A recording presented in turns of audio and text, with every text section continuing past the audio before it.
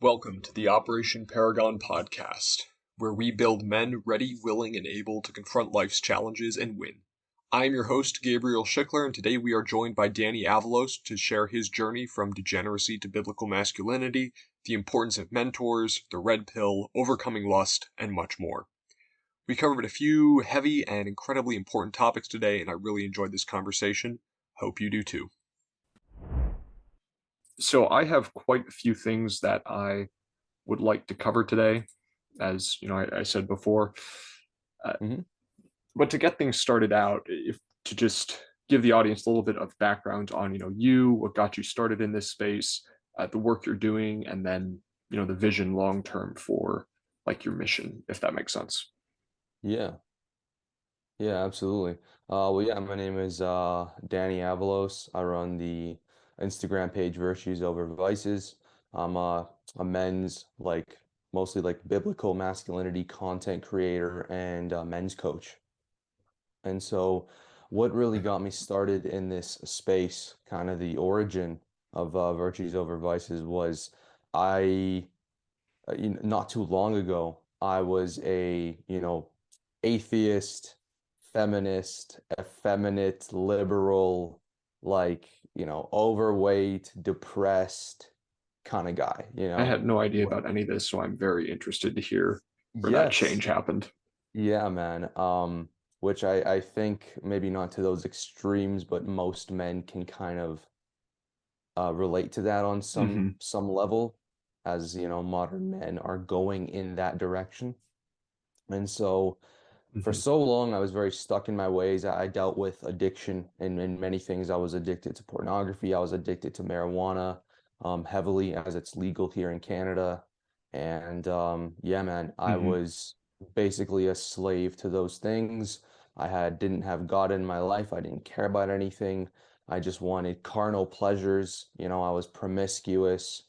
I was on antidepressants, mood stabilizers, talk therapy, you name it. That's pretty much it. That's what was going on. Painting my nails, blue hair, the whole nine yards, man. Wow. So you've done a Yeah. complete about face in the recent years. Yes. Yes, absolutely. It was a lot of big changes. And so I always knew from a young age that I wanted to help men. I Mm. always had a pretty good awareness of myself and other people's emotions, which is why I enjoyed therapy a lot. Hmm. And it was, I guess, if you could be good at therapy, I was, because I was very good at expressing my emotions, which I Mm. found most men were not very good at. When you say However, good I at found, therapy, do you mean helping yeah, other people or I receiving was it good in yourself? therapy. Okay. Like with when I would get therapy sessions or such, I would just be very good at explaining my emotions, what was going on, where those emotions were coming from, and Mm. understanding them. But I was definitely on too far of the spectrum Hmm. where I was good at it, but I didn't know how to control it. Mm. So I was extremely emotional. I was, which comes with being effeminate and as a man, and kind of more liberalistic in that sense, is that you have no control over your emotions. Hmm. And so I dealt with a lot of anger issues, and again, depression. I was on mood stabilizers because I literally Oh, was wow. hot and cold 1 minute, right? I'd be Hmm. super happy 1 minute, super down the next minute, et cetera, et cetera. And so with that, I knew I wanted to help men because I was also good at talking with people, Hmm. talking with them about how they're feeling, their emotions, they're going through, and giving advice. I was just horrible at taking my own advice. So So, obviously, that was one part that was missing. it's amazing how common that is. Absolutely. I find some of the most intelligent, emotionally intelligent people make the worst decisions Hmm. because they can see those decisions from a third party view, but not in Much more themselves. objective, yeah. 100%. Because those emotions come into play, Hmm. really, is what it is. And basically, um, through just trials and tribulations and just pretty much getting to the most rock bottom points I could. Um, Mm. God brought me down to my knees to humble myself because I wanted to do everything alone. I didn't need God. I didn't need anyone. I didn't need anyone's help. I could do it on my own. But very evidently, considering this was going on for, 5, 6 years. I had been severely addicted to porn for well over 10 years. Hmm. I cannot do it on my own, right? And trying the same thing over and over again, expecting a different result is insanity. So one day I was just really brought to my knees and I turned to God. I turned to Jesus Christ in that. And that's when mainly everything changed. Hmm. Before that point, I had started working out, which was like the first big pivotal step as I met my mentor and basically started transforming myself physically and mentally through fitness, through like powerlifting, bodybuilding, but was still holding on to my bad habits like halfway. Hmm. And then that is what really brought me down to my rock bottom point. And then yeah, I just turned to God, and then from there everything changed. I pretty Amazing. much went cold turkey on everything. My life completely took a 180. Hmm. And actually, my mentor, he is in this space along with me, and so he does what I do, Hmm. or basically I do what he does. And so one of the biggest reasons I made this page and I created this brand of Virtues Over Vices and my mentorship programs is because I saw the power of mentorship.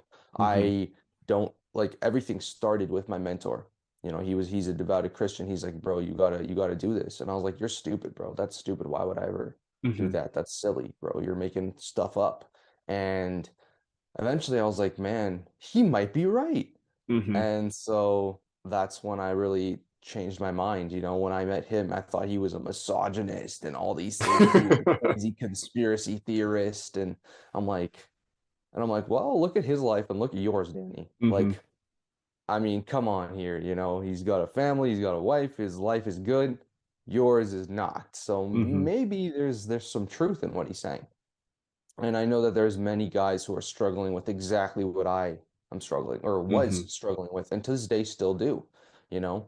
And so that's why long answer short, that's why I made this page is Hmm. I suffered of my own volition, and through the grace and glory of God, I was able to get out and be where I am today. Hmm. And because of that, I want to help young men find the same thing because I know there's men who maybe not were as deep as me, but they're in there and Hmm. even worse things, things like the red pill and with the many things that there's a lot of influences, like you were Hmm. saying, there's lots of self-help content out there curated for men, but a lot of it is negative in my opinion. It's good, it has good basics, Hmm. but it's coming from a very dark lens, Yeah. and Yeah. it's 100%. perpetuating the wrong idea to young men. And 100%. so that's why I wanted to come on and show them to choose their virtue over their vices the way that I did, Hmm. right? And that's where I came up with that. Um, and yeah, I know there's men struggling, so that's why I started this, and to be able to reach out to those younger men Hmm. and be able to show them there's a different way and that they don't have to go down this path anymore. Awesome, man. So you said a lot there that's really interesting, and I want to dive into. Of First, are you course. are you at all familiar with Saint Augustine? Of course. Yep. Yep. Okay. So for anybody that's not aware, Saint Augustine was I believe, a fourth century Christian saint. Obviously, um, I just, as you were speaking, I recognized a lot of parallels between your story and his, because he Mhm. started out with an absolutely hedonistic, degenerate lifestyle, and he had a mentor in Saint Ambrose, who is the person that started to bring you know bring him to the truth and help him see what he was doing wrong. But Yeah. like you said in your story, he was still holding on to those things that he didn't want to let go of.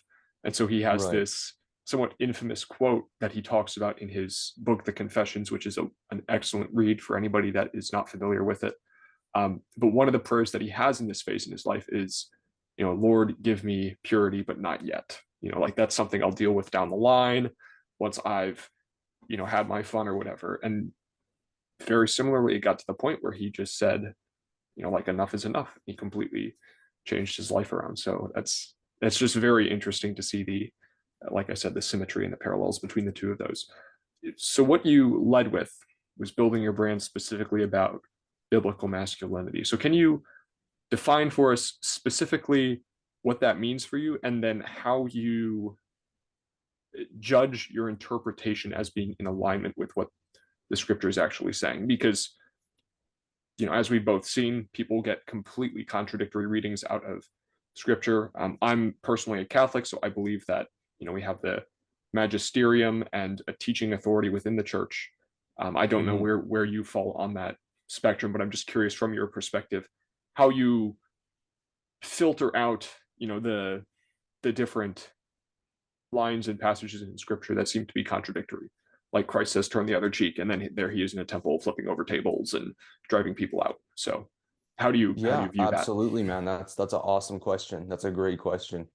To define biblical masculinity from secular masculinity, Mm-hmm. masculinity is defined as it is obviously in the scripture, to live by the Bible, to live as a biblical man by biblical values. And so I would say the easiest, simplest way to define that is to exemplify Jesus, because Mm-hmm. I believe Jesus was the most masculine man that ever walked the earth if you really look at how he acted in his demeanors in every situation. Mm-hmm.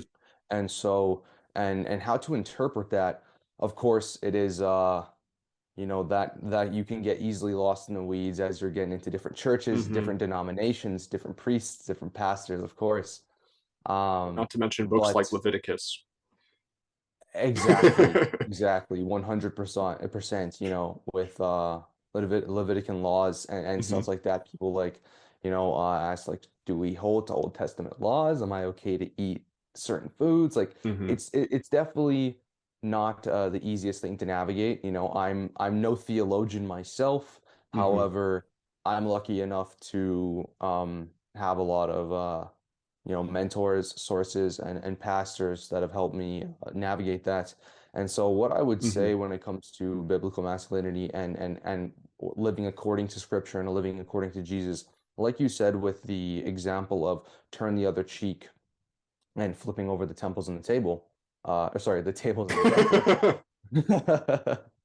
temple. And I've used both. I've actually talked about both those passages in my content. Mm-hmm. Is I think a lot of people like to bastardize the the passage or the act of turn the other cheek, Mm-hmm. because it perpetuates this nice guy syndrome in Christianity, which is really, really, really prevalent in Mm-hmm. modern Christianity, especially modern evangelical Christianity.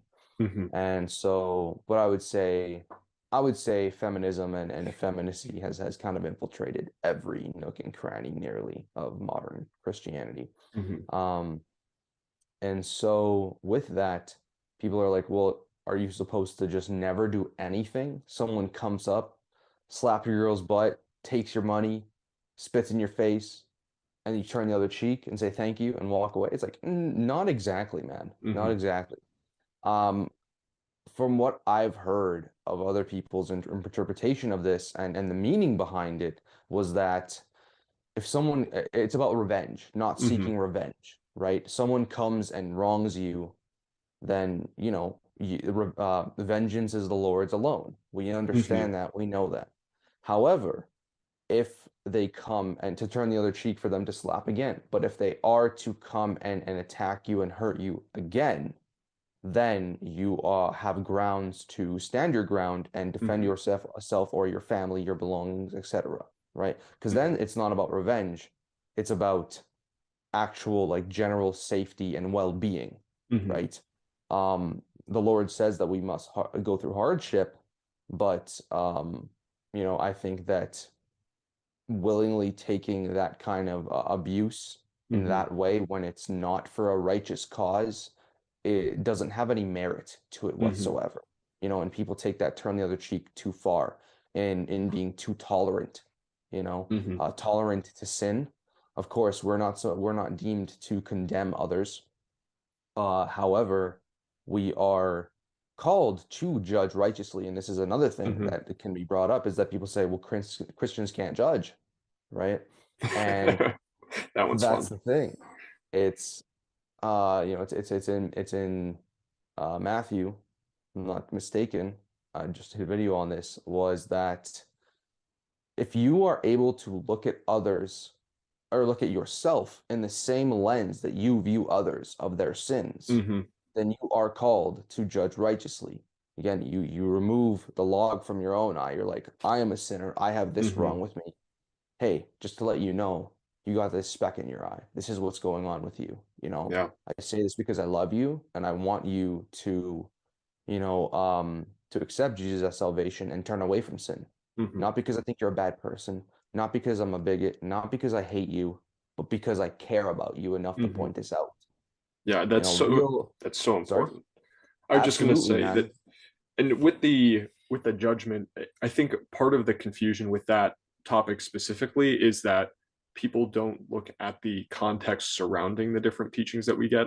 So throughout Right. Scripture, we're instructed to judge with right judgment, to not judge men's hearts.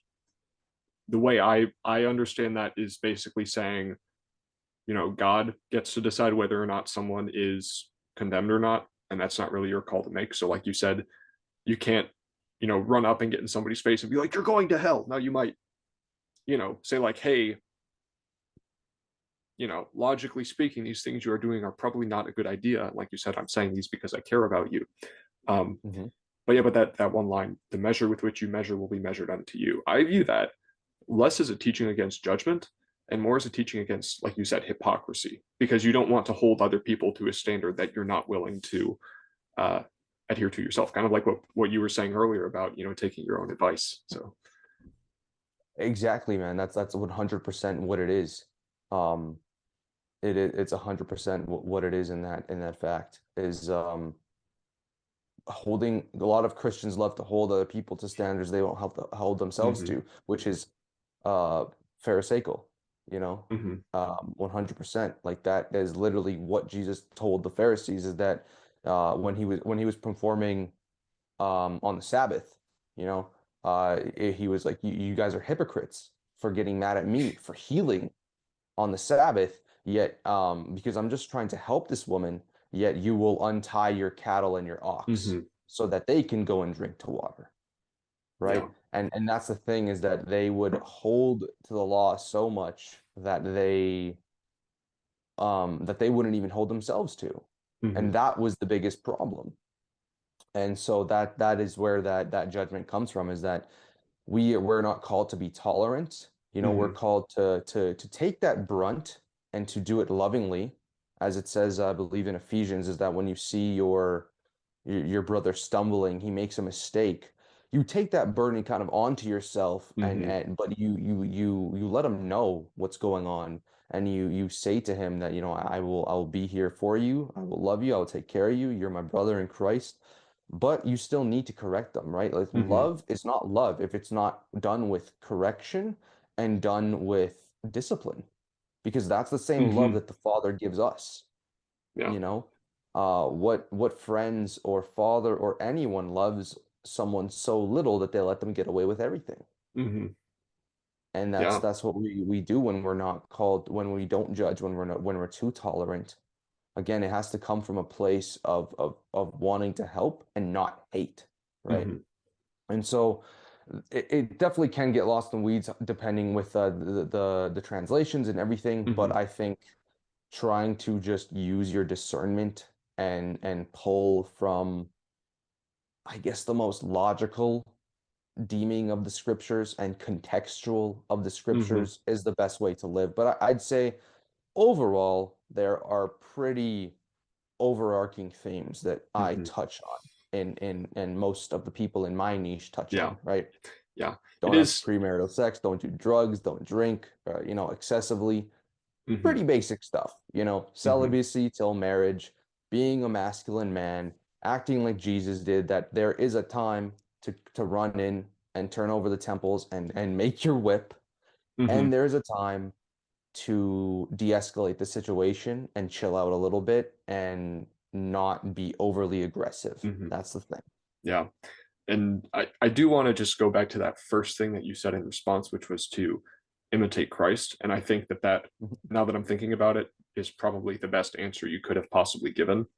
Because, like you said, you're not a theologian. I've taken some, theology courses and things, but by no Hmm. means am I anything remotely approaching an expert. And your average person is not usually called to do that. Right. And a lot of the differences in doctrine and things like that, they might be significant from a broader perspective, but the most fundamental thing is, trying to imitate Christ and to follow his commandments and live in the way that you're meant to do that. And so Hmm. I think you're definitely right that until you get that part nailed down, everything else can wait, because that's, that, I mean, uh, at mass on just a couple of days ago, the reading was, where that scribe, I think it was, goes up to Christ and says, which one of the commandments is the most important? And he summarizes the entire law, which was hundreds and hundreds, if not thousands, of different regulations and rules and rituals they had to do. And he said, love God above all else, love your neighbor as yourself, and you're good. So, Yep. yeah. Yeah, 100%, man. I mean, living like Christ and being the ideal of masculinity and making him the only idol is the Mhm, number one thing. But it's just that you have to really push yourself in prayer and mhm, in diving in scripture to understand what that means mhm, so that you don't end up being tyrannical on one side and so that you don't end up being what's more common is the soft Christian nice guy on the mhm, other end that is a pushover, happy life gets steamrolled by everyone, doesn't have an opinion, mhm, and is like, well, I'm just loving her like Christ loved the church. I'm just trying to be like Jesus. And he's just getting mhm. bullied every 5 seconds. It's like, that's not what Jesus would do, man. Like Yeah, at all, you know? yeah. So that's 100% basically how I would describe, biblical masculinity is living in those things and living by his example, his word. Not the entire, but the main reason, one of the main reasons, sorry, he Mhm, came down was to bridge the gap between man and God. Because throughout the whole Old Testament, you know, mhm, God tried to do that so many times, and he did with Moses, with the Exodus, with everything he did, and we still just sucked. We yeah. suck as people. And he's like, man, humanity is really, they are not doing so well. So Mhm, he's like, okay, well, if they won't listen to God, how about I send God down there and bridge this gap, fulfill all the mhm, prophecies so they actually see that everything I've been saying is true. And look at what we did. We still suck, right? Like mhm, it's, but he bridged that gap, showed us how to gave us an example of the perfect human being, mhm, right? A man that lived with no sin. Of course, we will all fall short of the glory of God and never be like him, but that doesn't mean that you don't strive for mhm, perfection, right? Perfection is always what you're chasing, the ideal, mhm, not what you achieve. But that's no, that even though we will fall short, it's no mhm. excuse to fall short. And that's part of the beauty of life too, I think, is the fact that you can't win and then you're just stuck running out the clock. There's always something you can get better at. There's always something you can improve in. There's always some way that you can become stronger, braver, holier, all these different things. So one of the things you Hmm. mentioned earlier was, you know, red pill ideology and things like that. And this has been a Yeah. very interesting question for me personally, just looking at the world, because, much like your story, I think all men look at the state of the world as it is, what we're told men should be, and something just deep inside of us makes us deeply dissatisfied with that. We feel like there aren't many great adventures left, like you're just, kind of living the same day over and over again, not actually getting anywhere, not actually doing anything meaningful. And the reason that we, like things like, uh, Braveheart, Black Hawk Down, all these things like that, is because there is that sense of, glory and purpose and mission behind Yeah. these stories. Um, And so there's this knee-jerk reaction against the state of the world as it is, where we say, oh, I don't want that. And, in keeping with the definition of virtue, right? Because your page is virtues over vices. One of the most important things, that Aristotle says, and pretty much, as far as I know, every theologian has accepted since then, is the idea that part of virtue is that it's the mean between two extremes. So you're not too far on either side. You've found a happy medium between two opposing vices. So we look at the one side and we say, I don't want to be that. And then so many people just drive as hard as they can, as far to the other side as possible. And then they end Yeah. up on this opposite extreme. So what I'm wondering is, from your perspective, what were the things in your life that kept you from, going completely to the other side and falling into just a different strain of vice? And then Hmm. how do we start to break that pattern so that we don't just have, you know, super, zealous, emotional, effeminate men on one side, the soft, nice guy Christians in the middle, and then the, you know, get jacked, get wealthy, all these things on the other side. Yeah, the sigmas. Yes, exactly. Um, that's an awesome question. That's very true because that is very true that men, especially young men, they're so impressionable. They see there's only two options. Hmm. And I've talked about this before on the page is that they only see two options. Either be soft, effeminate, weak with the world, Hmm.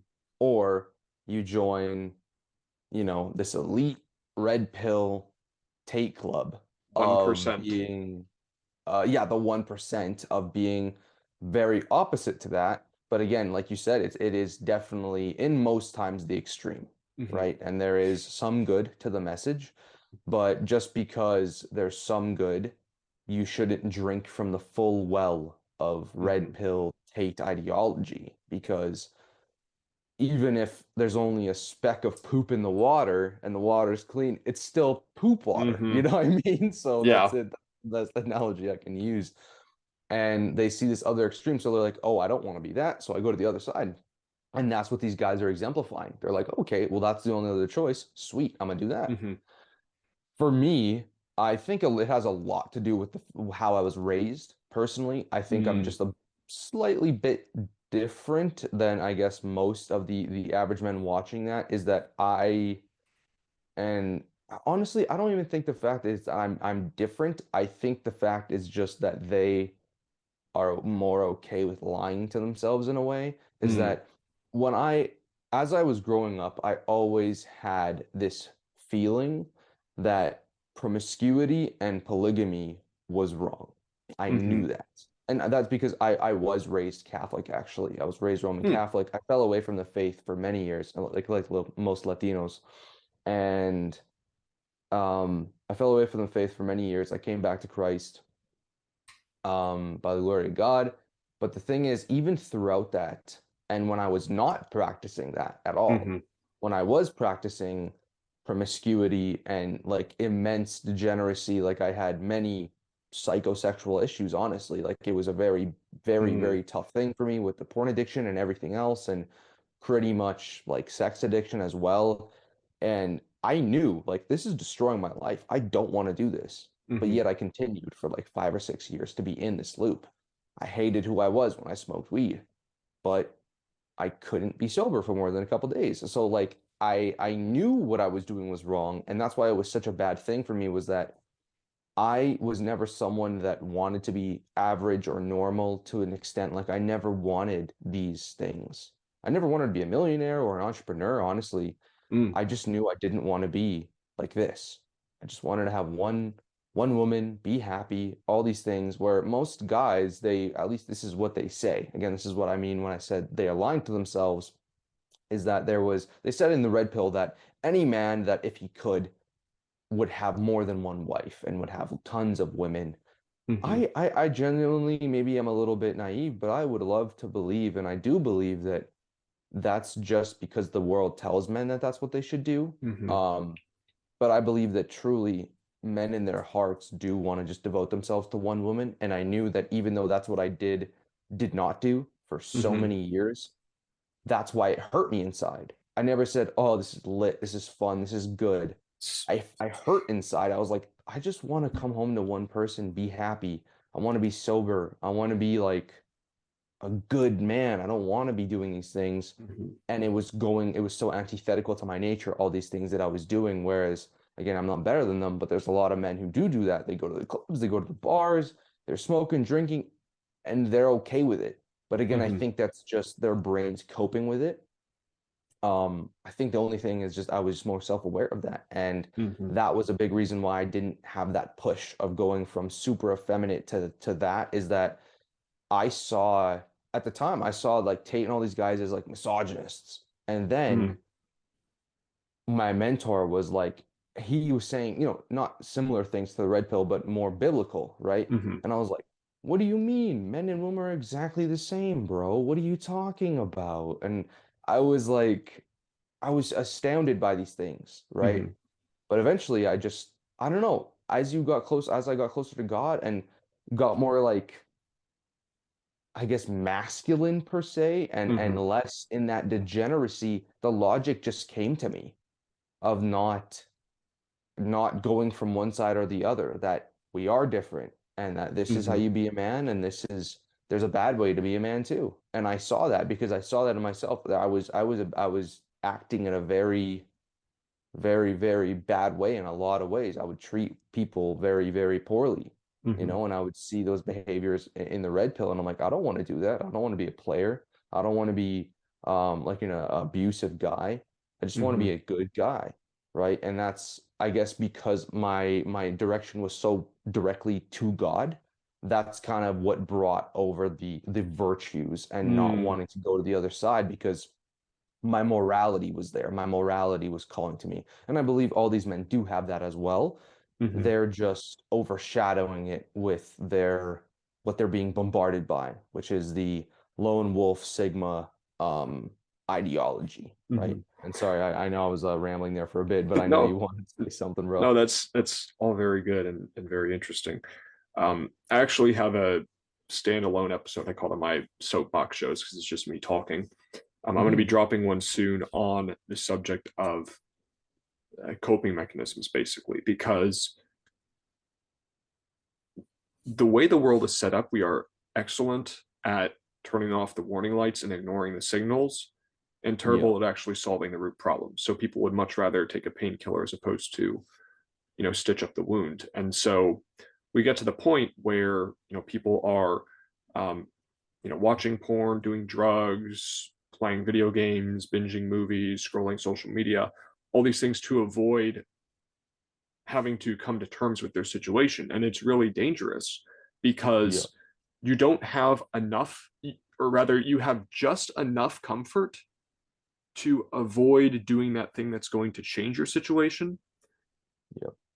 And so you get stuck in this loose cycle. But like you're saying, you still have this thing in the back of your head that is like, hey, is this really the best thing? You're capable of more. What are you doing? Um, Two questions I have about what you said. The first Mhm. is, what, if anything, do you feel the red pill does right? Like Mhm. where do they have good conclusions?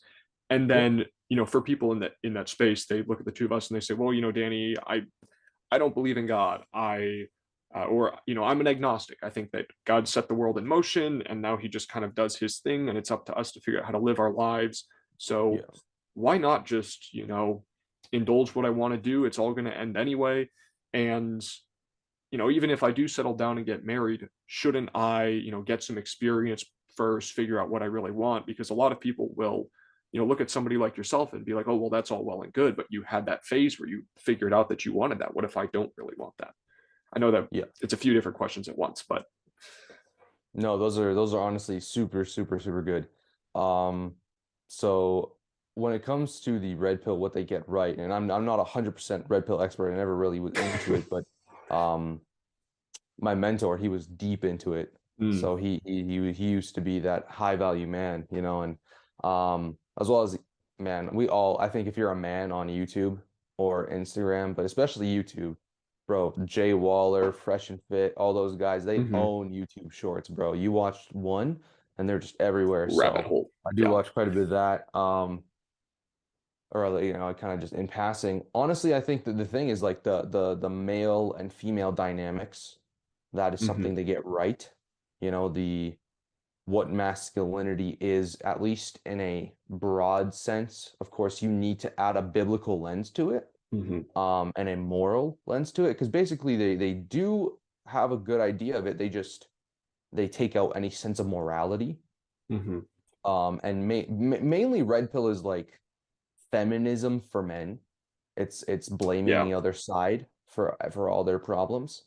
Um, the thing is, the good thing they teach is, at least when it comes to themselves, personal responsibility of get money, get jacked. Those are good things. You Hmm. should be in the gym. You should be taking care of your health. You should not be fat. You should not be playing video games and watching Netflix all day, watching porn, all these things. You shouldn't be vaping, smoking, drinking, partying, wasting money. 100%. Agree Hmm. with all that. That's good and well. They say maybe don't go to college, maybe you do this. I can understand that as well. Follow certain paths. They've talked about we need more men in trades doing real work. Love that. Hmm. Taking personal responsibility, being a man, being a leader, not crying at every hardship, going through hardship, pushing yourself. All well and good. That's good stuff. I agree with the self-development part, Hmm. because those are good messages for young men to see when they're told to be weak and they're okay. It's okay if you're soft. It's okay if you're this and that. Because it's not. Hmm. Most men do not need those things. Most men do not need therapy. Most men do not need coddling or antidepressants. They need to get out there and experience some hardship. That is Hmm. just the truth. And I made a video about that where I literally my hook, my opening line was that we don't patch the things of society. We put bandages on them and we don't give real solutions to Hmm. young people. And that's why they are the most depressed and unhappy they've Hmm. ever been. So that's Yeah, totally I true. didn't even see that reel, but I did see the one you did where you were talking about. I think the headline was even self-improvement won't save you, and you were Yeah, saying kind of what you just said now, where it's like these are good things to get on a foundational level, but they're not going to fulfill you or give meaning to your life long term. exactly. 100%. You should be making money. If you have a job, yeah, get a side hustle, learn skills so you can provide for your family. That's Hmm. wonderful. That's good. That's all great and well. No, However, be an actual you high value know, man, be a servant. You know, yeah. exactly, 100%. It's just the moral and selfishness where they come in because they're Hmm. like, you should be disciplined in everything you do except women. Then Mm. you can just live by what your little head says and do whatever you want. You feel an Hmm. urge, go do whatever you want with the 304s. Do whatever you want, bro. You're all good. Hmm. And it's like you need to drive the car before you and that She's gonna leave you anyway, bro. And yeah, it's just your turn, bro, hmm. And it's like that is like one, that's like victim mindset, to be completely honest. Hmm. Two, yeah, divorce laws, all these stuff. The world is stacked against you. You're a man. Get over it. Yeah. What else is new? That's exactly that's the way it's always been. And that's the thing. It's like, okay, this thing is hard. You have a very high rate of her leaving you and doing all these things. Okay, is that just because there's a risk involved? Does that mean you shouldn't go and Hmm. get married? And I think that only happens if you make a bad call to begin with. Like if you're Yeah, actually committed that's and you very find a good true. woman. Very true, and that's why I teach what I teach, and people in my niche do as well, is that, you have to go from it from a sober standpoint, which is Hmm. why you shouldn't test drive. Because if you, as a man, and I don't care who wants to say this is completely true, or who wants to deny it, because it's completely true, is that when you, as a man, have sex with a woman, you view her in a different light. Because you are chemically and physically bonded, you will make up excuses as to Oh yeah, why you're going to keep that oxytocin. woman around. 100%, you are more likely to marry her without really vetting her properly from a sober mind if you're having premarital marital sex, if you are Mm. cohabitating, moving in, if you're not, like from the beginning, you should be dating to marry. If you're not dating to marry, you're dating to break up eventually. That's Mm. just the logical standpoint.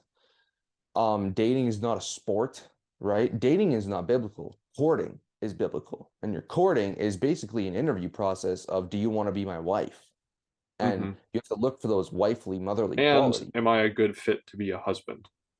Exactly. And you can only start courting when you're ready to be a Hmm. husband and father.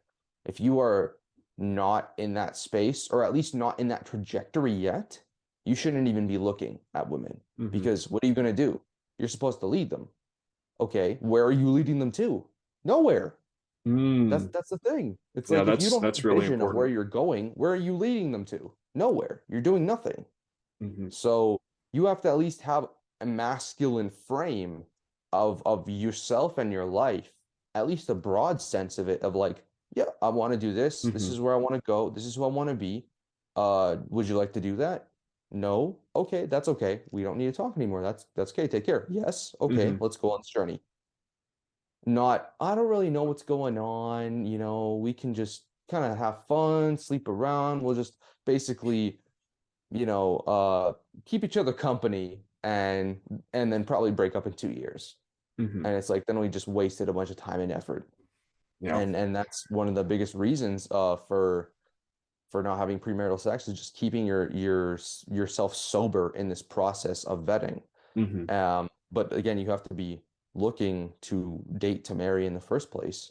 And then if you're not looking like backtracking, if you're not looking to date to marry and you just want to date for sport, like as a man, what are you doing? Like I don't Hmm. understand where your morality is coming from, where your common sense is coming from, even if you don't believe in God. And before I believed in God, I believed all this.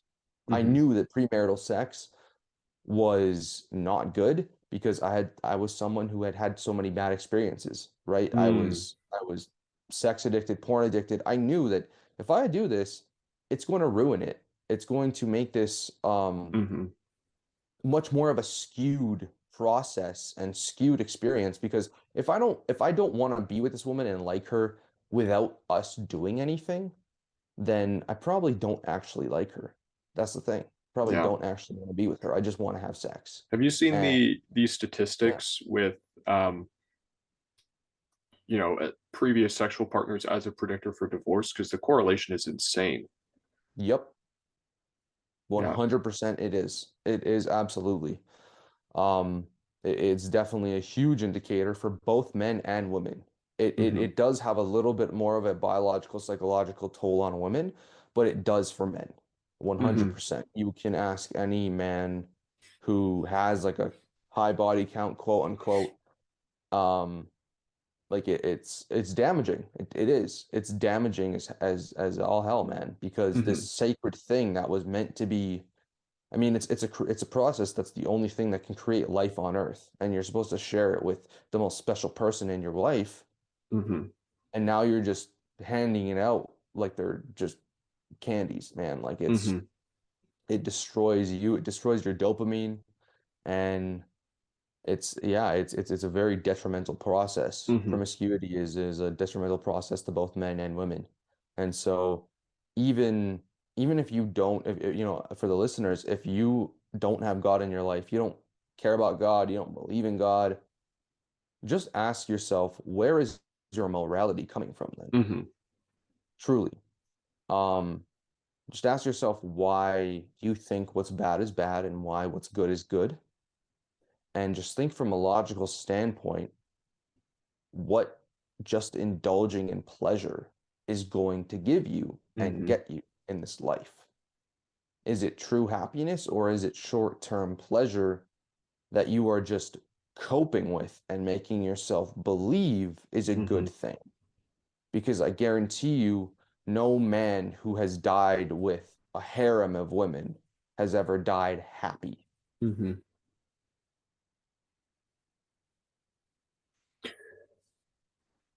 So on the subject of, combating loss, taking a more objective standpoint, um, Mhm, I'd like to just stay on what people can practically do to combat that. mhm. I'm blessed in that I've never seriously struggled with, masturbation. Yeah. Growing up, my I got a phone very late, and my parents had excellent locks on it, so I didn't, have nearly as much exposure to porn as I could have, and I feel Yeah, very blessed for that. But I did still have a huge problem with it, like high school stuff. I obviously did all the mental gymnastics to try to, convince myself that it was okay and all this. And what snapped me out of it was I actually saw the movie The Passion of the Christ for the first time, and I imagined that every time I was, going to look at this stuff was just like, driving another nail in, or like scourging him again or something like that. And my faith has always been very serious to me, and so that just like snapped me out of it. And obviously, I'm not claiming to be perfect. I am a mortal man. I do have moments of, temptation and weakness and things like that, but it's never come back in that respect. But the thing that's so dangerous about lust, it, you know obviously it's one of the seven deadly sins. The church also teaches that it is the least serious of the seven deadly sins. Now, it's still a very grave matter. You can still be mhm. damned for it. I don't know if you believe in Marian apparitions or anything like that, but I think there was one apparition where she said more people go to hell for sins of the flesh than anything else. And they're much harder to combat than something like envy or pride, because those are in your mind. And so you can kind of recognize those and reason through them. But lust is a lot more physical and a lot more primal and animalistic. And so it's harder for people to combat. And you've put out some very good content on this before, but I just wanted to re-highlight what you say to somebody that's, stuck in that cycle. They feel like they're, at rock bottom, and, every so often they'll be like, okay, this time is going to be different. And then they go 2 3 days and then just immediately cave, because we've all been there, whether it's with porn, masturbation, sleeping around, or something that's even outside of, in a completely different realm of morality. We all have those things that we promise ourselves we aren't going to do, and then immediately find ourselves back doing. So what advice would you give to that person to break that pattern for good? 100%, 100%. And you're completely right that it says in Corinthians, I believe Corinthians 6, 5 or 6, that sexual immorality is the only sin that is committed. Every other sin is committed outside the body, but Mm-hmm. sexual immorality is the only sin that's committed against yourself, against your own Mm-hmm. body. And in Corinthians as well, it says that your body is not your own. It's a temple of God. Mm-hmm. It was given to you.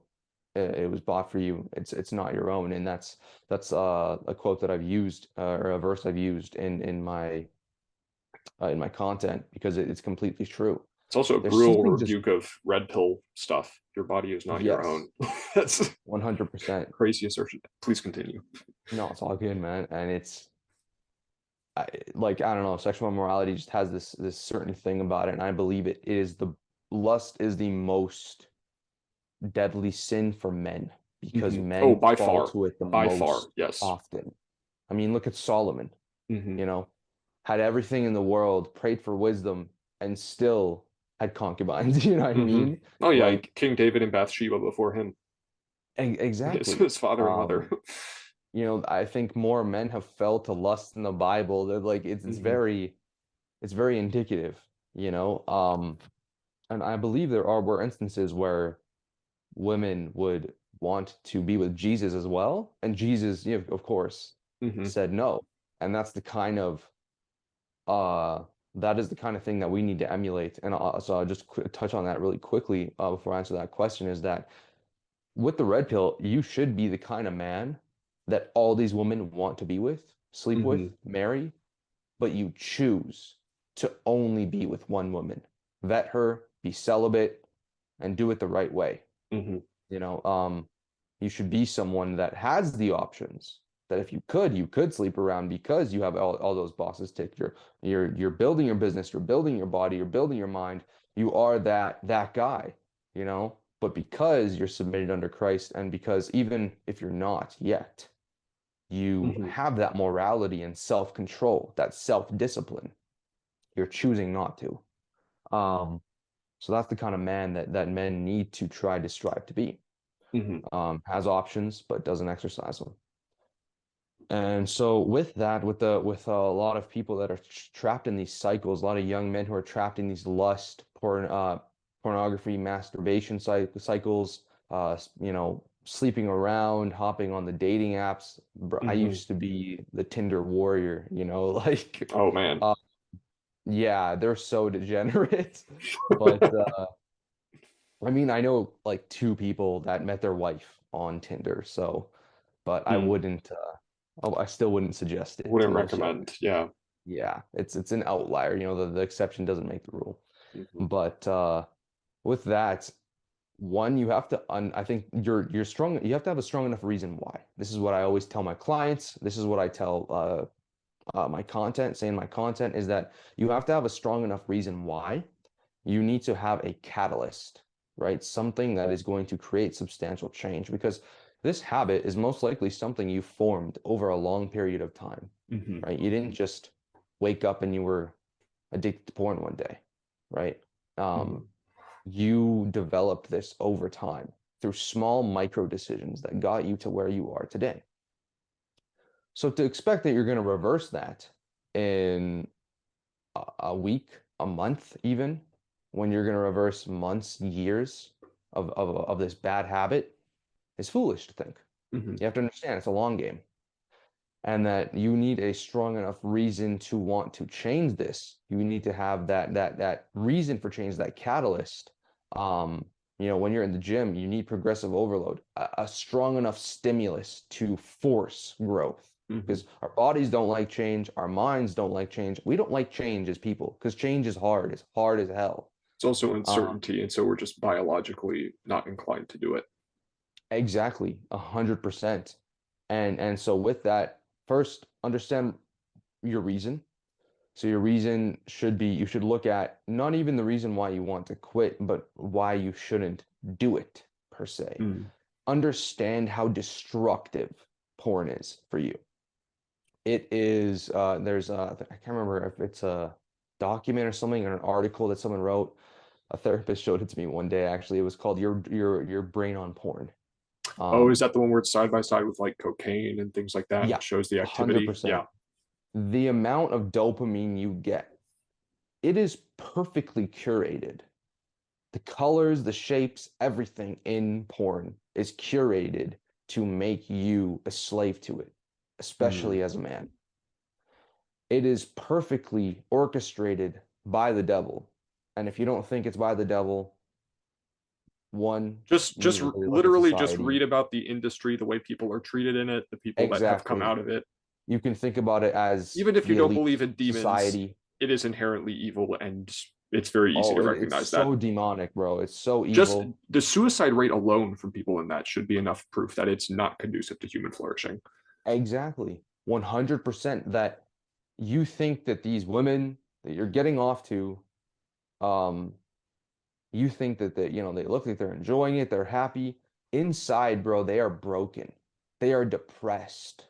Like he just said, they kill themselves because of how broken they are inside. Even the men will Mm-hmm. come out from the industry and say, "Oh, but that's just their pride."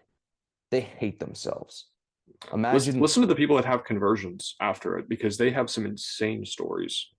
yeah, yeah, there's a lot of modern OnlyFans girls Mm-hmm. who have done that. And again, guys, I want to reiterate that this does not mean that when you are saved, you are born anew in Christ, but um you still do have to atone for those sins. You have to take responsibility for your actions in the past, right? You are a new person, but you can't just be like, "Oh yeah, everything I did doesn't matter." Mm-hmm. No, you take responsibility and say, "I am a new person. I won't ever go back to that." But I can't ever be like, "Oh, that wasn't me. That was old Danny." Like, Mm-hmm. no, I did some really, really messed up stuff. Mm-hmm. And Christ has forgiven me. I've forgiven me. The people have forgiven me. But you can't ever forget that, right? Because some people will be like, Yeah. oh, well, that's stupid. A lot of the modern red pill guys will be like, she's already tainted, blah, blah, blah, blah. But it's really about the heart posture, right? If Mm-hmm. somebody's truly repentant, repentance means not wanting to do it again and actually not doing it Mm-hmm. again.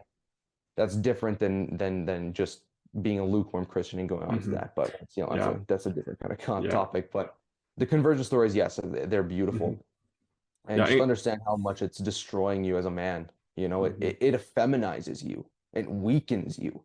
You're releasing your seed. that is supposed to, it has the power to give life, create a human, create a strong man or woman, and you are literally using it to pretend that you're having sex in your brain. Hmm. How weak and just disgusting does that sound and feel? Like, really Hmm. think about what you're doing in order to get that dopamine fix. So you kind of have to hyper focus on the bad and understand how just horrible it is for you and also what it will do for you afterwards. Hmm. Um, you will, if you ask anyone who's on even if they're on their like, secular red pill no fap, Hmm. there's so many benefits that people have reported. So take that reason, drive your reason into yourself. And one of the biggest things I say is that you have to make this commitment one time. Hmm. Now, when I say that, lust is going to attack you, urges are going to attack you every second of every day. Can confirm. To this day, man, I still get them to this Yep. day in my dreams. Or I'm at guys, church. I'm at church, bro, and it comes, and dude, I'm like, I nope. swear that's one of the places I come under the worst attack because it's the devil Hmm. trying to distract me, and Exactly. especially. It really is the devil. Like it is, it's spiritual warfare. Mhm. It's definitely spiritual warfare that the devil's waging. And Mhm. because he knows our weaknesses. He will curate thoughts and things that I see or hear perfectly to me. And I'm like, oh, not today, not today. And that's when Mhm. I turn to God. And that's the obviously the biggest advice I would give to anyone quitting is turn to Christ because you Mhm. can't do it on your own. You're not strong enough on your own. But reluctantly, I do say, even if you don't want to turn to Christ, you should still, of course, quit Mhm. because that may lead you to Christ eventually. Yeah. But Yeah. Christ does sanctify you through that. And just realize that these urges are going to come all the time, man, Mhm. all the time. So that is a decision you're going to have to make of every second, every day for the rest of your life. Yeah. Yes. And But when I say that you have to make this decision one time, I mean that, like you said, those guys who go, and I literally made this reel last week, oh, is really? I know so many clients who will go a couple days. Oh, I think Um, I saw that actually. Yeah. yeah, I was in the car. Um, I have a client, as well, and I was literally this dude. I Mhm. probably tried to quit porn more than 100 times, And right, this in is why 10 you're years. not speaking from a hypocritical, holier than thou posture, is because you've been there, you've lived this, you know what you're talking about. Exactly. And that's I think what gives me that authority as a mentor and coach is that I've been through everything that my clients have gone through, or I'm going through it right now and I'm navigating it. And that's what kind of it's like I'm in the field with them. Mhm. I'm not sitting on top of this, on top or from the sidelines. I'm like, no, no, no, no, no. We're gonna do this. This is how it goes. Let's go. And then I'm talking from this experience, guys. And so with that, we make this decision kind of half-assed. It's like we have one foot in the door of quitting, but our heel or the other foot is in the outdoor, which can happen a lot with people when they're going to Christ, is you kind of want to live for the world still. You want to leave that Mhm. options open. Like, I want to quit. I'm gonna quit. I'm gonna quit tomorrow. But you know that you have a little piece in the back of your head Mhm. that's like leaving room that relapsing is an option, meaning I'm gonna Mhm. try to quit, meaning that I might quit. I could quit. I'll try to quit. I'll probably quit. But, that but is there. Mm. You are leaving the possibility, the option. Now, of course, this is a very hard mindset shift to create. Incredibly, But yeah.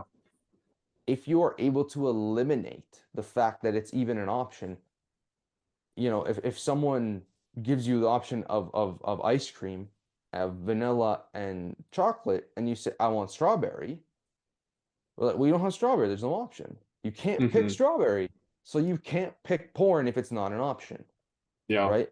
And that's a very hard mindset shift to make when it's been not only a option, but pretty much your immediate option to Mhm. any inconvenience or need for dopamine for like the past how many years? Dude, that's right? so true in so many respects. Like I want to highlight how important that is to not give yourself mentally the option. So Mm-hmm. a good example, I was doing 75 hard over, last fall into early winter. And Yeah. so I was at, Thanksgiving with a lot of my family members. I love pumpkin pie, dude. It's like one of my favorite desserts. But I was on 75 hard. I've been doing it for, 50 something days by that point. I'd screwed up a couple times already on like, day 20 or 30. So I was pissed and I was like, I'm gonna get it this time. I better get it. Because if I don't, then I gotta go through Christmas. And I'm not going through Christmas. So Yeah, exactly. um, but like I said, I love pumpkin pie.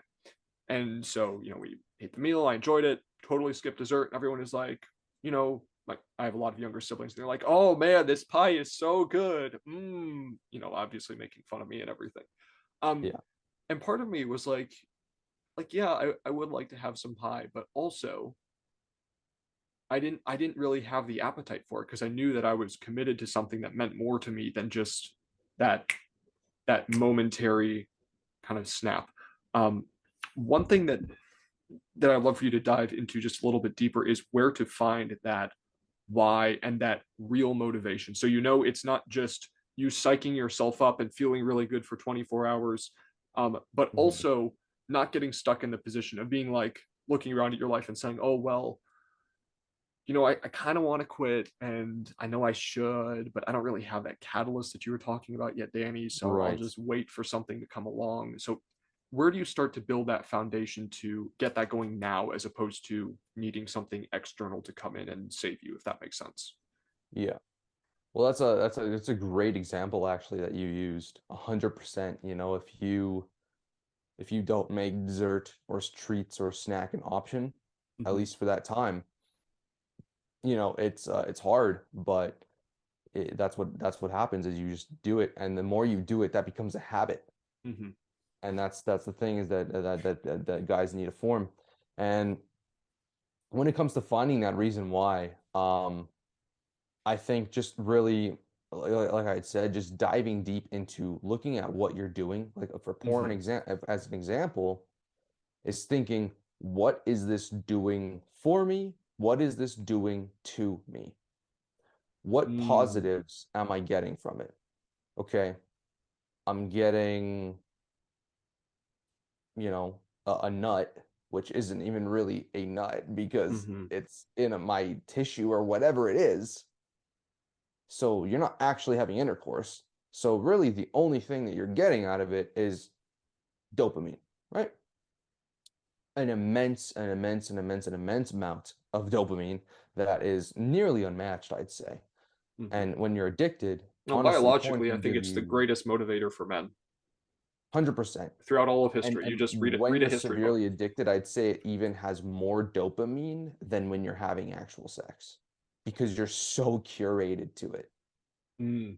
There's a And you lot of you men who need a develop greater ED because of it. and you need a greater amount of dopamine every time to maintain that high. Exactly. Yeah. Exactly. And sometimes you can't control that when you're actually having sex. So, but with porn, you can. You Hmm. can kind of curate it to exactly what your brain is telling you. So, and that's the thing. A lot of men, I didn't, but I know a lot of men that developed ED because of that. And I mean, I had issues where I didn't even want to have actual sex. I would be thinking about the pornography during sex because that's the only thing I like cared about. And it was messed up.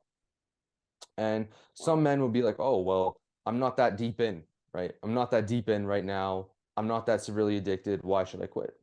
And then how do I quit?" Well, yeah, look at what positives is it bringing whatsoever, right? Hmm. It's not bringing any positives to your life. It is, if you don't think that pornography is making you more effeminate, again, look at what you are doing. Is Hmm. it creating any amount of masculinity in you? Even the red pill and all these guys will say, like it is literally like emancipating you. You are pretending to have sex. You're pretending to do something that's masculine, but it's really not, right? You're wasting your energy, you're wasting your time, and you're becoming a slave to lust in that sense that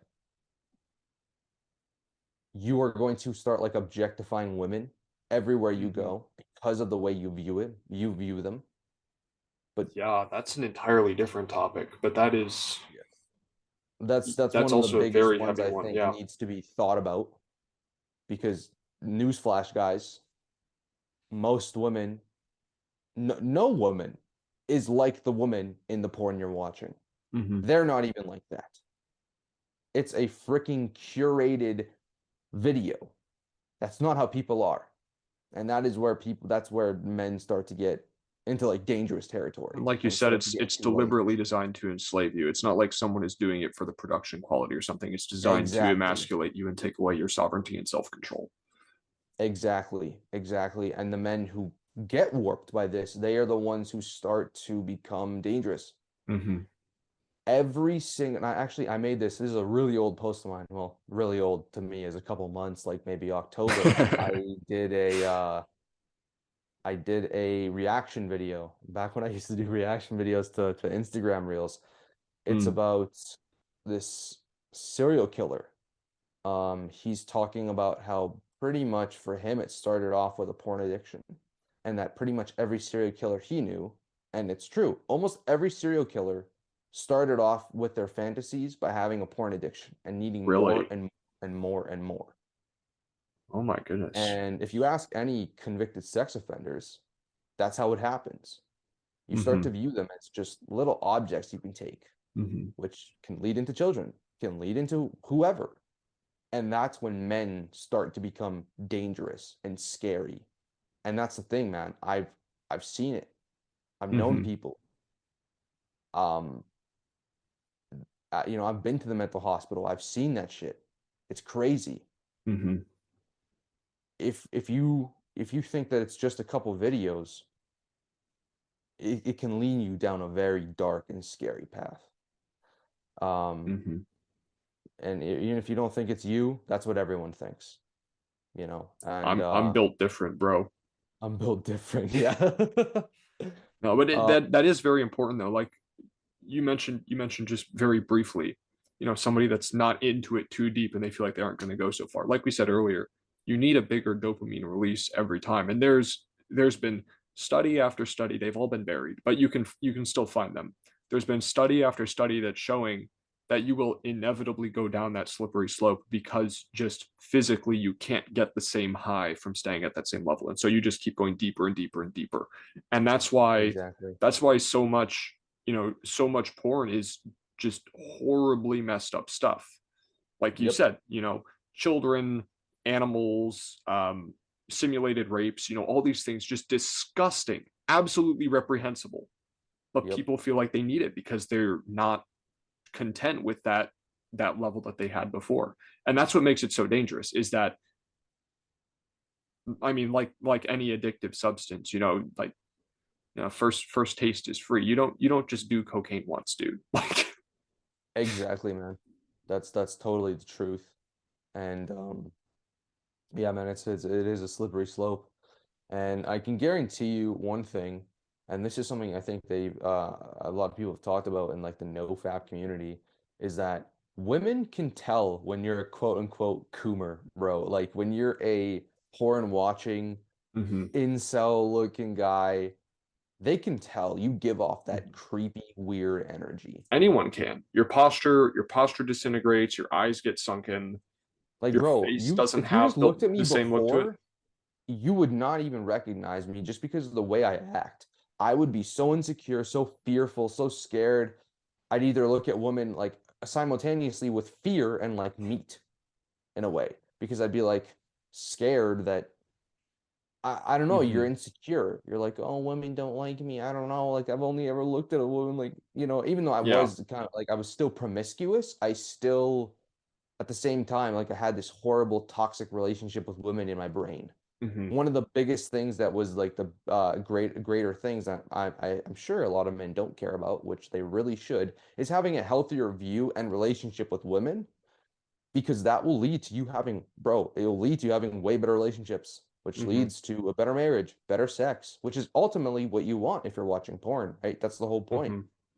Well, I can guarantee you that watching porn is a fast track to not get women. Mm-hmm. If that is your goal anyways, just the truth, because you don't have any confidence to you, you have no energy, no masculinity to you. Um, and ultimately, one of the biggest reasons why it effeminizes you is because it shows just an immense lack of self-control and discipline. Mm-hmm. It shows that you have a little tingle in your pee-pee like a little boy, and you just gotta run and do it. That Mm-hmm. just shows complete weakness of mind, weakness of strength, Character. in Yeah. your heart, in your spirit and everything, man. Like, it just shows no self-control. Why would anyone trust you or want to be around you if you can't even control yourself when you have little urges? Mm-hmm. You know Yeah. that. So these are all reasons that you got to really understand, and like, you got to want it badly to quit porn if you're Mm-hmm. addicted, and you got to see what's wrong with it. And that was my actually I made another video this week, was that I said that casual users of porn might have it, like, it might be even worse than people who are severely addicted. Because if you're a severe addict, like I was, like my clients, you at least are like, I have a problem. I need to Mm-hmm. solve this. We need to change. Versus guys that are like coping really hard. They're like, Mm-hmm. it's not that bad, blah, blah, blah, blah, blah. But you don't see anything wrong with it. So you're going to go your rest of your life being like that, Mm-hmm. and which can lead down that slippery slope that we were talking about. Mm-hmm. So you have to understand that it's a bad thing, why you need to quit, because it's human psychology that you will just choose what you want, Mm-hmm. right? You had such a great line there when you were talking about the good old pumpkin pie, is Mm-hmm. that you wanted it. You did, but you wanted the alternative more. Whatever you want more, you will choose. Mm-hmm. So I don't care what somebody says, oh, I relapsed, but I really didn't want to. It's like, if you didn't want to do something, you wouldn't have done it. Mm-hmm. Obviously, the desire, the motivation that comes from motive, right? A motive is a desire, a want, a reason for that action. Your Mm-hmm. wanting to relapse or whatever it is was stronger than your reason. Mm-hmm. Why not? And to find that reason, you just got to dig deep and look at yourself in the mirror and say, do I want to be a porn addict for the rest of my life? Do Mm-hmm. I want to be a man who watches porn? What good is going to come of this? Is it going Mm-hmm. to make me a better man, a stronger man, a smarter man, a more virtuous man, a better boyfriend, a better father, a better husband? No, it just makes you a loser. Mm-hmm. And I say that with love coming from myself, because I wish someone would have told me everything like this. I wish somebody would have grabbed me by the shirt and said, if you keep doing this, you're going to end up a lonely, sad loser. And that's just the truth. Mm-hmm. And not to mention that if you are someone who is exploring Christ or thinking about Jesus or a relationship with God, understand that every time you watch porn, you are literally making deals with demons. You are Mm-hmm. being transported to the demon's realm, the devil's realm. Pornography is the devil's iconography. It is, I've never felt more satanic and dark and evil than when I've been so entrenched in like my addiction, where I feel like I'm not even me anymore. Mm-hmm. And there are some men who I know I'm coaching now, that are feeling that way, and they Mm-hmm. understand that, but they feel this pull, they feel this trapped in this loop. Yeah. But the only way to break out is to just is to just take the brunt of it. Mm-hmm. I can tell you the first couple weeks where I quit were the hard I always say I call them the hardest weeks of my life. They were hell. Mm-hmm. But I called on God to give me that strength. And I knew that if I turn back, what's going to happen? What's the alternative? In every Mm-hmm. situation that we've talked about today, guys, what's the alternative? That is what I ask myself every time. I want to relapse. I don't want to post. I don't want to go to the gym. I want to eat something I know I probably shouldn't because I'm on the cut. What's the alternative? Mm-hmm. The Yeah. alternative usually is not very good. So you can either This is a quote from my mentor actually, and I think he got it from some hustle grind culture dude, and it's cheesy, but it's true, is that you have to choose your hard, or hard is going to choose you. Mm-hmm. I said earlier that you're going to suffer with God or without God. So you can either live the suffering of being a porn addict or stuck in this cycle or coping that your casual use of porn is fine, or you can suffer of trying to quit porn or Mm-hmm. whatever it is that you're doing. Because either way, you're going to suffer. Life is Mm-hmm. inherently suffering. Pretty sure that was Plato, Aristotle, someone that said that, but it's Yeah. completely true, and it says that in the Well, I Bible many, many times. I think of the line from The Princess Bride: "Life is pain, Highness. Anyone who says otherwise is selling something." Exactly, life is pain. It's inherently suffering. Jesus suffered a worse life than we will ever know, and he was God himself. Mm-hmm. We will all Yeah. suffer. And he came here specifically to suffer.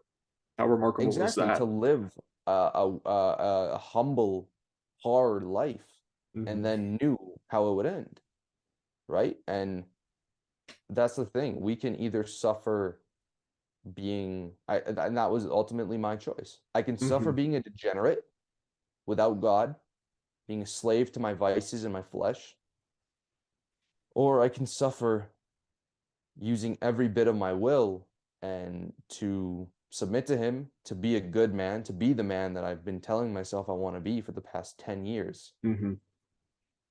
That's my choice. So either way, it's going to suck. Which one do you want? I can either suck with long-term horrible results or suck with long-term good results.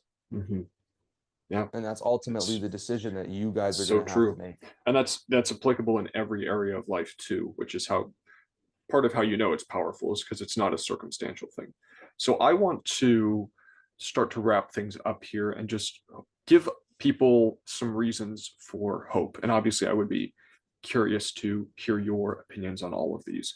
The Yeah, man. first is that the devil universally has the same playbook. Whenever you're being tempted to do anything, lust, pride, gluttony, envy, wrath, any of these things, if you're being tempted to do something, he always has the same playbook.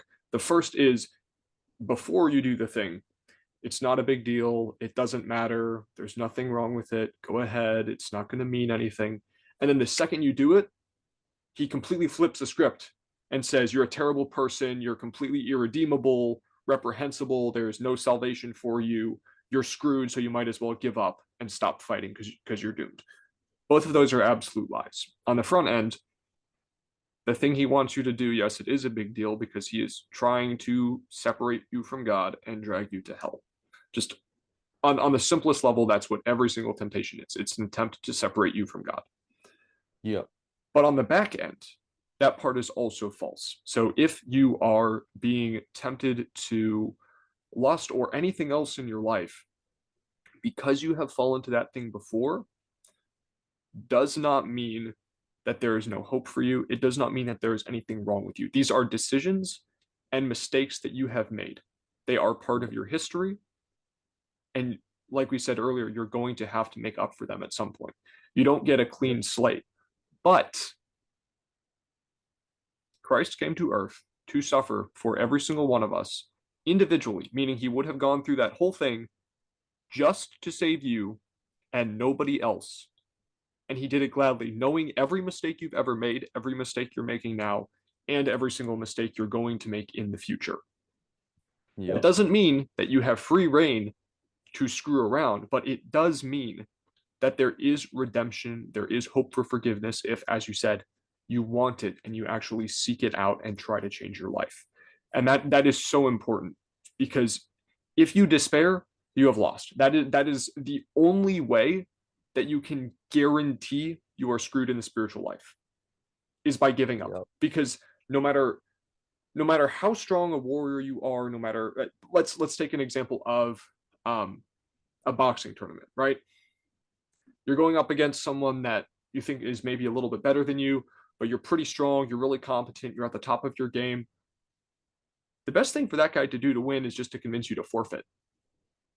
Like if you don't even get in the ring, you don't even have a shot. And that's exactly what the devil wants. He doesn't even want you trying because the second you're trying, you have potential for redemption. Second thing I will say is there is actually a canonized Catholic saint. I forget his name, but he died an opium addict. And his story is really interesting because he knew that he had a problem. He struggled with it again and again and again, but he was at the point where he was just so far gone that he like just could not break that cycle and he died an addict. But the church still teaches, at least the Catholic Church, I don't know about, Orthodox or different Protestant denominations, but the church teaches, I believe infallibly, that he is in heaven because he had a firm purpose of amendment and he genuinely didn't want this thing in his life.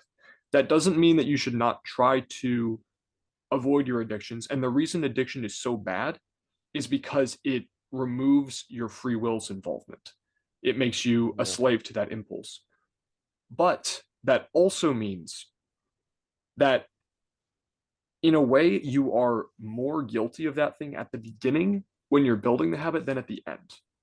Like if you throw yourself down a pit and you can't get out of the pit, no matter how badly you want to, you shouldn't have made that mistake in the first place and you will need to atone for it. But there Mm-hmm. there is some hope for redemption in spite of that very obvious mistake. So all that is to say, don't give up hope. Never presume that God is going to be merciful to you. Always assume that he is going to be just, right? There's that saying, work like everything is up to you, pray like everything is up to God. But never put a cap on his mercy either, and never say that you or anyone else is too far gone because that simply is not true.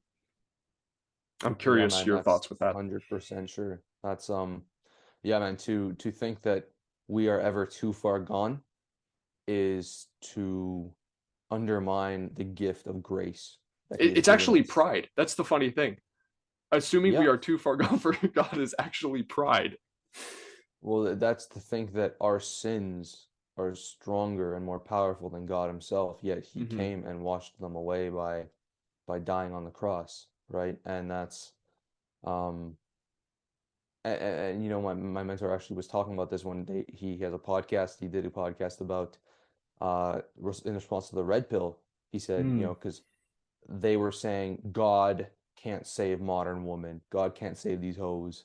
And I was like, and he was like, no, to undermine, to say that he cannot save these people is to undermine the grace that he has given us, right? And he says that God is more abundant in glory than we are abundant in sin, or more abundant in grace than we are Mm. abundant in sin, which is definitely true, right? We have a lot of sin in us, but he will always uh have the ability to forgive us if we so choose to repent, right? And true repentance.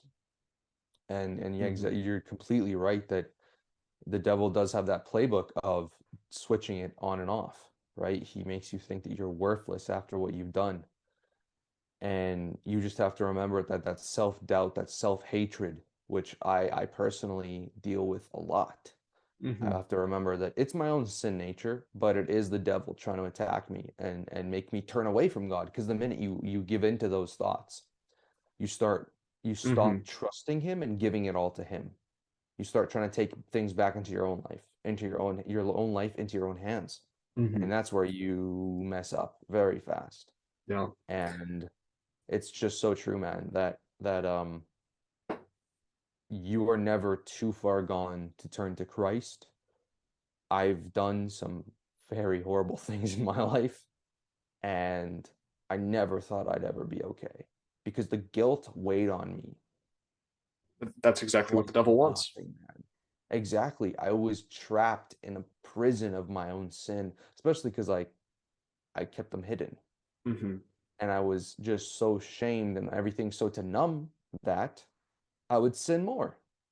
I'd get high and watch porn because I was really upset about what I would do when I would get high and watch porn. So I would just do Mm-hmm. it more and more and more. And I was like, well, I have to break the cycle. And, I knew that he had forgiven me. Um, and honestly, I had to forgive myself, which doesn't take away my responsibility. I regularly try to bring myself back to that. Mm-hmm. It says that we shouldn't, go back to our lives before Christ, but I try to remember what I did so that I Mm-hmm. always remember that where I am now is a gift and it's not me. It Yeah. wasn't me. I got up. Yeah, I post, I record, but all of these things are due to God Mm-hmm. and the glory and grace he's given me.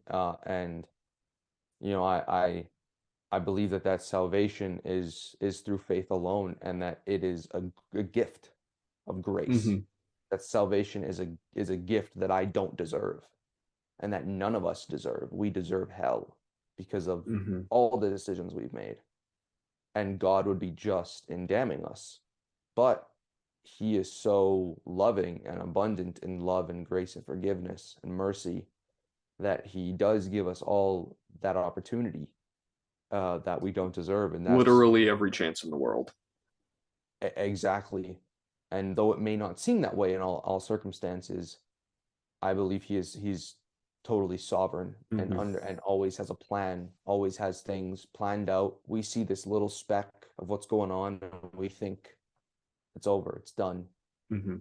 But he has the whole map planned out, and that's something that we just have to Yeah. keep in mind, guys. And so if you guys are struggling with any of these things, um, first and foremost, you gotta turn to Christ. You gotta understand that you do not have the strength in you yourself. The world wants to tell you that you are self-actualized, self-improved, Mm-hmm. self-developed, but you need to turn to something beyond yourself if you want to achieve these things. And if you are struggling with that, struggling with sin, just understand that you can break out of the cycle if you truly choose to repent of what you've done and make those decisions. Then you Mm-hmm. will be able to be someone new in these decisions, and that you can do it, and that to Powerful never stuff, man. lose hope. That is the big thing you said, Absolutely. and I agree. Yeah. So one final thing before we wrap things up here. At the Yeah, very beginning of the show here, you yeah, mentioned that you had always been pretty in touch with your emotions. You were able to express them. yeah, And I was wondering if you could just go a little bit deeper into that. Now that we've gotten to the end, we've had the whole conversation up to this point. It takes a lot of honesty to come to terms with, where you are, where you're screwing up, to admit that to yourself, but then to want to change and not hold it against yourself in the long term, if that makes sense. So, what I'm wondering is, with the idea of emotional integration, can you speak just a little bit to how to do that as a man so that you're recognizing how you're feeling, you're acknowledging it, you're not suppressing anything, but you're also not doing it in uh, an inappropriate regard, either being ruled by your emotions. So, either extreme, either the very, effeminate hedonistic guy on the one side, or the, you know, hyper masculine red pill, also hedonistic guy on the other side. How do you thread that needle and use your emotions to actually make yourself a better man? yeah. That's an awesome question. And I did struggle with that a lot myself. It's two on one spectrum, Mm-hmm. and um, with that, I it was hard. It was it comes down to the words of calibration and integration. I Mm-hmm. made a video on this probably again quite a while ago, in last year in October or something like that, that most men fall on the sides of either too emotional or show way too little. Mm-hmm. They're either bawling their eyes out, being effeminate, and because the world tells us to Not able to men take a can't hit. show their Yeah. feelings and all that.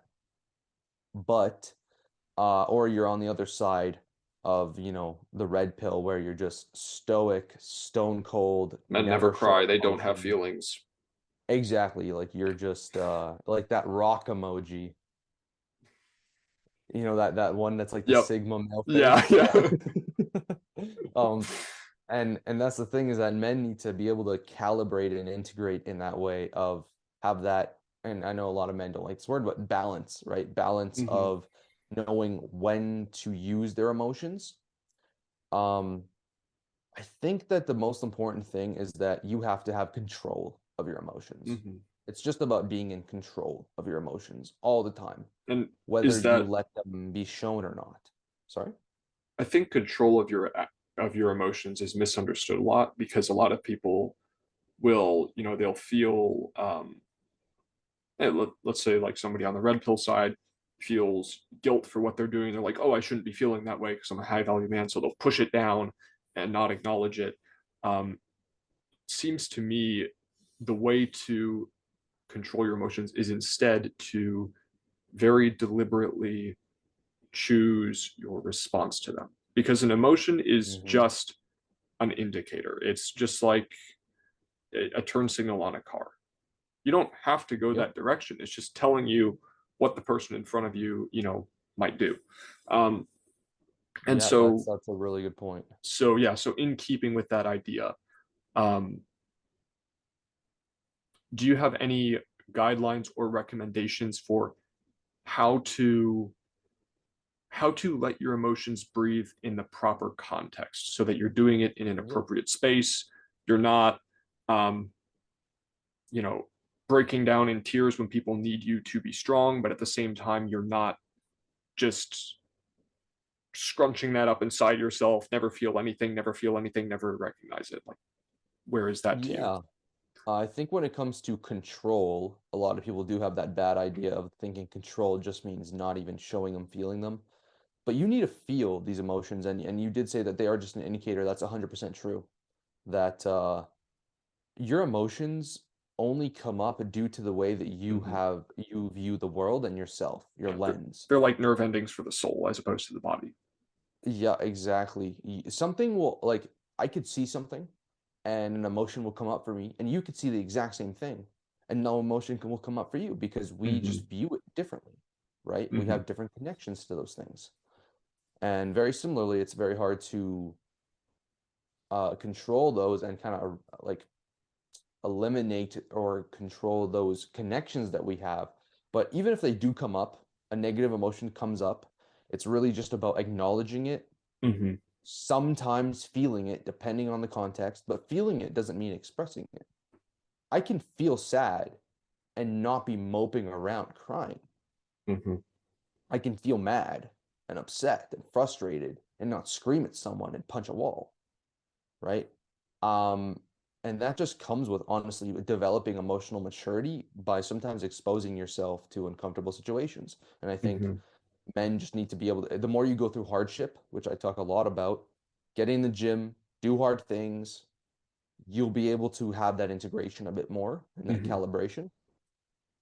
And how to discern kind of when to feel those emotions and when to maybe keep them at bay a little bit is always acknowledge, okay, I feel this way. It's come up. Do I need to do anything about it? Probably not. Mm-hmm. Most of the time, probably not. Um, you feel like not working today. You feel like not Yeah. going to the gym, right? Okay, I understand that. Maybe try to look a little bit inwards and ask, why do I feel this way? Why is this thing upsetting me?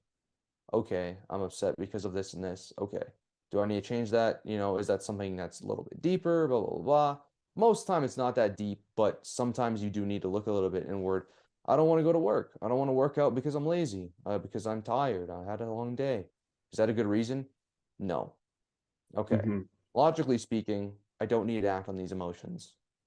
Okay. I need to do what I need to do. I'm feeling really stressed right now. Okay. Is that for a genuine reason? Hmm. I have a lot going on at work. I have all these things. I feel like I want to take a break and just let go for a bit. Okay, have I gotten enough work done for the day? Yeah, I've gotten the projects done for tomorrow. Okay. Mm-hmm. I think logically speaking, it would be the best thing to take a break, relax, get myself situated, and calm down, and then maybe I can come back later or tomorrow. Mhm. and my girlfriend's yelling at me. I'm feeling upset. I'm mad. I'm mad at her. Okay, is this a good time for you to express those emotions? Why are you upset? Well, because she's saying all these stupid things. Okay, is reacting to that going to be beneficial? Well, no, she's just going to get more mad at me. Okay. So what should you do in this situation when dealing with your girlfriend? Well, I should Mhm. remain calm and show her that I have control of my emotions. Because if I don't, Mhm. I'm gonna look like a little girl. Okay, that's probably a And good tell her idea. that she should calm down too, because that will go over well. Yeah, yeah, exactly. Like obviously sometimes in the beginning, if you have a hard time feeling your emotions, Mhm. you got to be able to kind of have those little conversations in your head. Mhm. Again, I've always been very, very good at that. Yeah. It was just controlling the And like emotions. like you said earlier with, building good habits with, purity and things like that, it's a process. It's not going to happen overnight. It's something that you do have to Yep. build up to and get better at. So it's not like you Yep. can just Every flip a single switch in your thing, it's a brain and habit you just got to yeah. build up. It's just you've built the habit of either shutting out your emotions or reacting to them like I Mhm. did every time you have a chance. Now you need to slowly build that habit that every time that comes up, you do something else. Mhm. And honestly, as a man, like, yeah, sometimes you can, like for my men who are maybe you're struggling. You're told by the red pill never even talk to your wife about anything or your girlfriend. I think it is totally fine to let her know what's going on sometimes, Mhm. but you don't show that, you know? I used to be that guy that, full exposing myself. I'd cry in front of my girlfriend, bawling my eyes out, but I was mentally unstable. So, Yeah. give me a little bit of a break here. But you gotta be like, hey, you know what? Yeah, things are. She's like, is everything okay? I'm going through some stuff right now. I won't lie. Things are stressful, Mhm. but I'm good. I got it. You always have this I got this energy. Mhm. You always have this I'm gonna be okay. My gosh, I'm tired. Oh my man, I'm not feeling good right now, but I'll survive. Mhm. I'm gonna be okay because this is what I do. Because what's the other option? Crying and breaking down and being a loser? Mhm. I've lived that life. It's not very fun, guys.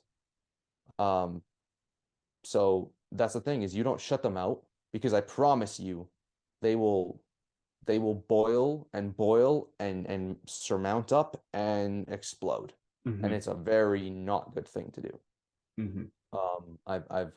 I've seen that happen, and it can be dangerous because men react in very bad ways when they hold in their emotions. Mhm. That Yeah. can they can be violent, they can be angry, all these things. And I used to have really bad anger issues, and honestly, the Holy Spirit's worked really, really well for me in controlling that. And if you deal with anger and expressing emotions, guys, too much, I would say you need to slow down. Mhm. Okay, the process, the time in which it takes to go from you feel the stimulus of the emotion to the reaction, meaning something makes me upset to the time when I punch the wall, let's say. Mhm. I need to slow that time down because it's immediately I'm angry and boom. Immediately I'm angry, I yell at you. That's not the way it's supposed to be. You need to slow that Mhm. down, which I can tell you it's a very hard process. And that decision-making process is actually the same when it comes to relapsing or really any emotional response. I tell this with my client, who's having some porn addiction problems, and he's having trouble. The thought comes to him, but the thing is, you just got to slow that down. Mhm. You got to slow that down and think, okay, okay, all right, I know I want to do it. It's coming. I don't want to do this. I know that I need to act fast. I need to act fast. I need to get out of my room. If I'm angry, all right, I need to Mhm. walk away from this situation. Give myself 2 seconds and tell this person, listen, I'm about to freak out. I Yeah. need I need to chill out for a sec.